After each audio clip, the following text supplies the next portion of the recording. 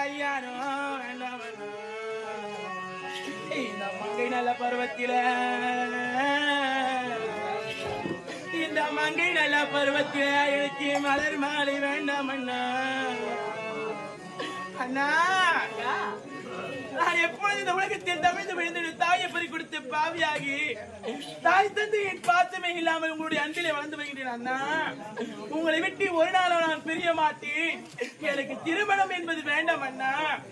காலம் முழுவதும் கண்ணி கையாமல் உங்கள் காலில் இருப்பினை தவிர ஒரே ஒரு நாள் நான் திருமணத்திற்கு சம்மதிக்கவே மாட்டேன் அண்ணா.